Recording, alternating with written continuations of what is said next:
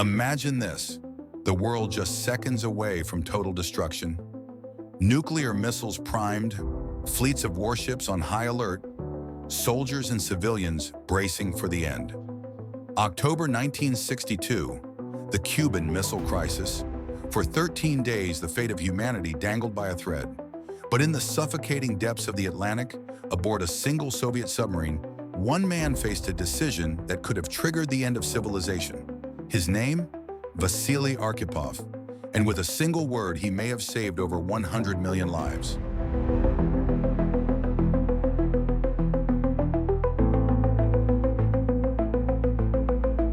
In October of 1962, the world came closer to nuclear war than at any other time in history.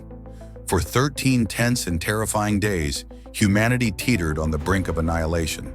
Cities braced for destruction, leaders calculated the price of survival, and ordinary people went to bed at night not knowing whether the morning sun would ever rise again. And at the center of this storm stood not only presidents and premiers, but also an unknown Soviet officer whose quiet act of defiance may have saved the world. His name was Vasili Arkhipov, and in a moment of unbearable pressure, his decision carried the weight of millions of lives. To understand how the world arrived at that razor's edge, one must return to the early years of the Cold War.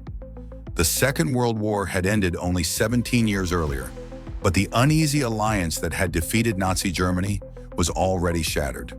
The United States and the Soviet Union emerged as rival superpowers, each armed with terrifying new weapons and each suspicious of the other's intentions. It was an age defined by paranoia and pride, by the conviction that a single mistake could erase civilization. By the early 1960s, the balance of nuclear power was uneven. The United States possessed a vast arsenal of nuclear warheads and had stationed medium-range ballistic missiles in allied nations like Turkey and Italy. For Moscow, this was a constant reminder of vulnerability. Soviet citizens knew that American weapons were pointed at them from just across their borders, weapons that could reach their cities in minutes. Nikita Khrushchev, the Soviet premier, understood that as long as this imbalance endured, the Soviet Union would always appear weak. His solution was daring, secretive, and profoundly dangerous. He would deploy nuclear missiles to Cuba, a small island just 90 miles from Florida's shores. Cuba had recently undergone its own revolution. In 1959, Fidel Castro had toppled the American-backed dictator Fulgencio Batista and established a socialist state. The United States quickly imposed sanctions and even attempted an invasion in 1961 at the Bay of Pigs, a humiliating failure that only drove Castro closer to Moscow. For Khrushchev, Cuba was the perfect location to equalize the nuclear playing field. A successful deployment of missiles there would place most of the American East Coast within striking distance, from Washington, D.C. to New York and down through Miami. The plan was carried out in silence. Soviet ships crossed the Atlantic carrying missiles, launch equipment, and thousands of soldiers disguised as agricultural specialists. In the fields and jungles of Cuba, secret missile sites began to take shape, but secrecy could not last forever. On October 14, 1962, an American U-2 spy plane flew over the island and captured photographs of the sites under construction. The next day, President John F. Kennedy was briefed. The evidence was undeniable. The Soviet Union had placed nuclear missiles on Cuba, capable of reaching American cities within minutes. Kennedy and his advisors now faced choices that could determine the fate of humanity. Some of his generals urged immediate airstrikes to bomb the missile sites before they became operational. Others recommended a full-scale invasion of Cuba. Both options carried the terrifying risk of Soviet retaliation. Instead, Kennedy announced a different course. On October 22nd, he ordered a naval quarantine of Cuba, designed to intercept Soviet ships carrying further weapons.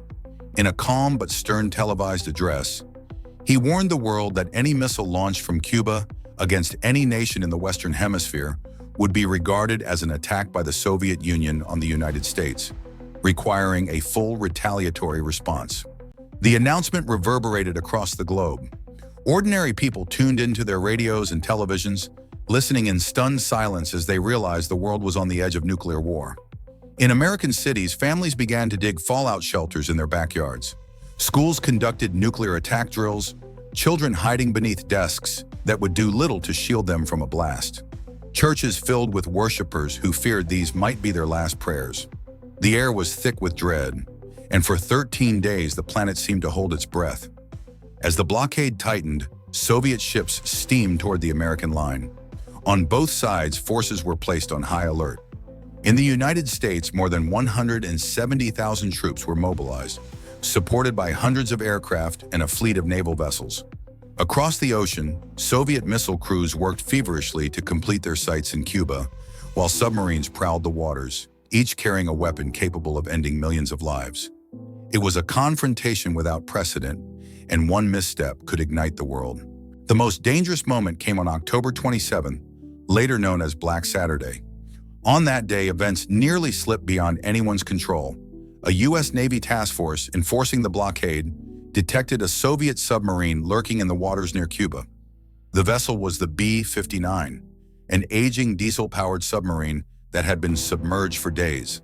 Inside, the conditions were miserable. Temperatures soared above 100 degrees Fahrenheit. The air grew thick with carbon dioxide, every breath more difficult than the last.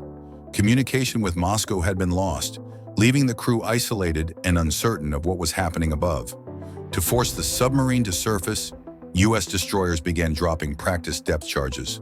Small explosives meant as warning shots rather than lethal weapons. But inside the B-59, the effect was terrifying. The captain, Valentin Savitsky, believed that war might already have begun.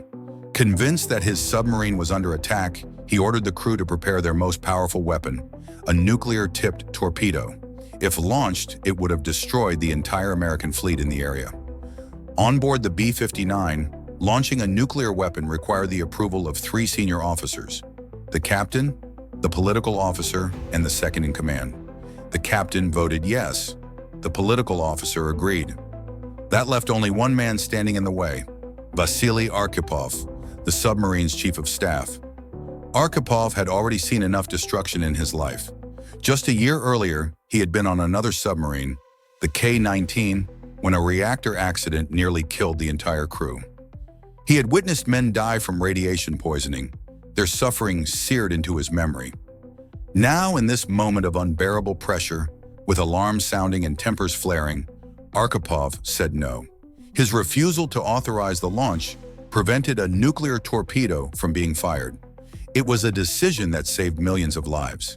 Had the torpedo been launched, it is almost certain that the United States would have retaliated with nuclear weapons against the Soviet Union. The world would have plunged into nuclear war. Historians estimate that over 100 million people could have perished in the first strikes alone, with countless more to follow in the aftermath. But because of one man's quiet act of defiance, disaster was averted.